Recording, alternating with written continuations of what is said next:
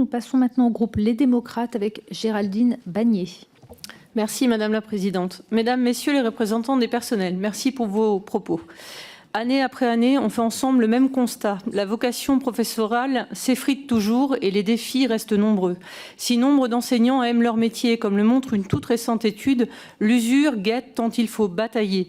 La multiplicité des loisirs, la concurrence des écrans qui incite à la passivité, une incitation parfois insuffisante à l'effort ou encore l'absence de motivation de jeunes parfois absorbés par des problèmes personnels divers et variés font que la tâche est extrêmement complexe.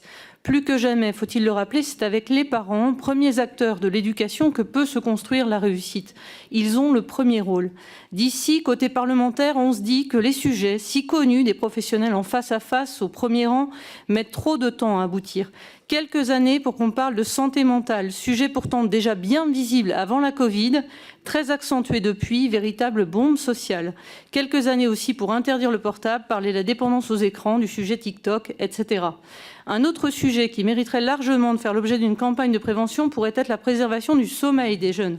Non, on ne laisse pas un jeune avec une appli d'hypnose sur le portable, dans sa chambre le soir. Il y a bien peu de chances qu'il s'endorme à l'heure souhaitée, pour reprendre un exemple vu tout récemment. Ma question est de voir avec vous comment on peut accélérer un travail en commun entre élus, professionnels de l'éducation, parents aussi, pour qu'on s'attaque plus directement à ces sujets, qu'on change de braquet pour plus d'efficacité. Les professeurs méritent d'être épaulés par l'ensemble de la société, reconnus, estimés.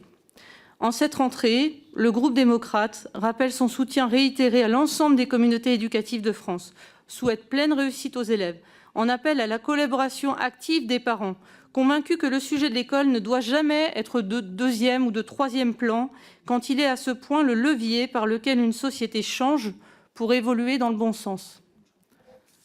Merci. Nous passons maintenant au groupe